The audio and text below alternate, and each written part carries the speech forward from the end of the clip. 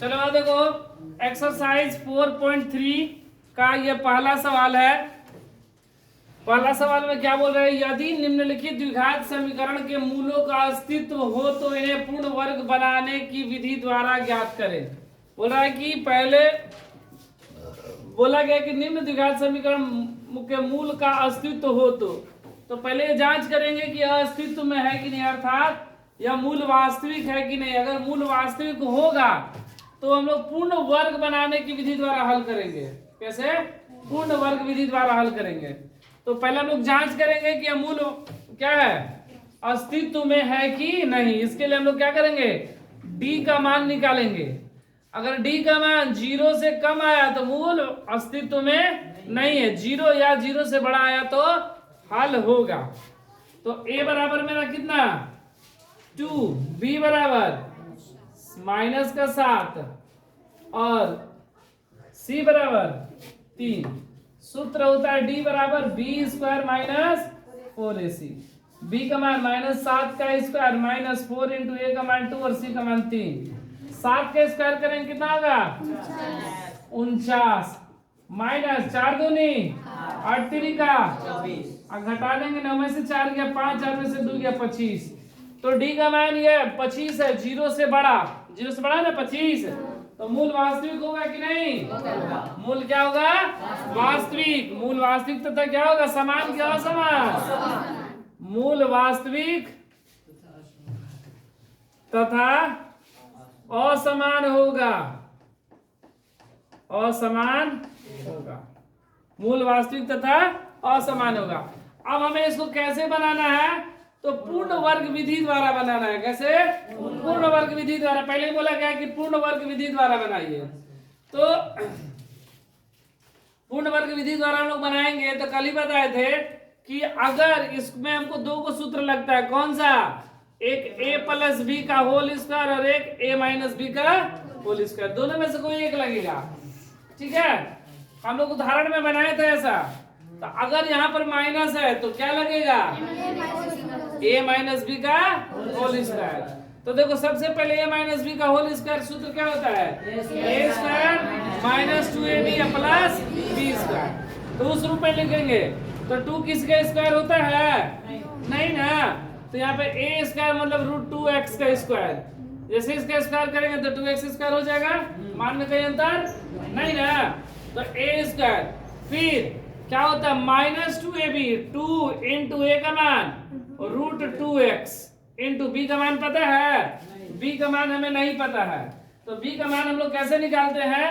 तो यहाँ पर देखो ये 7x है और 7x को हम लोग 2√2x लिख देंगे। गलत काम है ना। हम लोग 7x है तो 7x ही रहने देंगे ना, उसको हम लोग अदल बदल नहीं कर सकते हैं। तो इसलिए हम लोग 7 से गुणा कर दिए। तो ये 7x हो गया, लेकिन यहाँ पे 2√2 भी तो है। 2√2 नहीं ना चाहिए था। तो हम लोग क्या करेंगे, बटा में 2√2। ऐसे 2√2 से 2√2 कट जाएगा, क्या बचेगा 7x माइनस का 7x। लेकिन यही मेरा क्या चीज का मान आ गया, b का। यही क्या हो गया, b का। और ये प्लस में एक बार 2√2 का स्क्वायर और एक बार माइनस में 2√2 का स्क्वायर। और ये क्या है, प्लस का 3 बराबर 0। अब देखो ये a² - 2ab प्लस b²। इतने को हम लोग क्या लिख सकते हैं, √2x माइनस 7 बटा में 2√2 का स्क्वायर, a - b का होल स्क्वायर माइनस 7 का स्क्वायर, आइस का 2 दूना 4, 4 दूनी और प्लस 3 बराबर 0। ये देखो √2x माइनस 7 बटा में 2√2 का होल स्क्वायर बराबर, ये माइनस का 49 है, बराबर किधर आएगा तो प्लस का 49 बटा में 8 प्लस का 3 बराबर किधर आएगा तो माइनस का 3। √2x माइनस 7 बटा में 2√2 का स्क्वायर, लघुत्तम कितना 8 ना। ये कितना हो गया 49 माइनस 8 का √2x माइनस 7 बटा में 2√2 का स्क्वायर बराबर 49 से 24 गया 25 बटा में 8।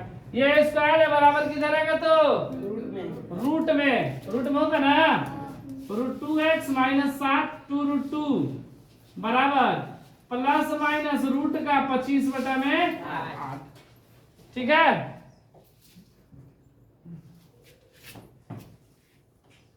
ये √2x बराबर नहीं, ये -7 तो 2√2 बराबर 25 को अगर हम लोग निकाला जाए रूट से तो क्या निकलेगा 5, और 8 को निकालेंगे तो 2√2, क्योंकि 2 2 4 2 8 ना, ये माइनस है, बराबर किधर आएगा तो प्लस में 7 2√2 प्लस माइनस 5/2√2, ये √2x लघुत्तम 2√2, यहाँ पर 7 प्लस माइनस 5, ये √2 गुणा में इधर आएगा तो भागा में, तो x बराबर 7 प्लस माइनस 5/2√2 गुणे √2, ये वाला √2 आ गया यहाँ पर।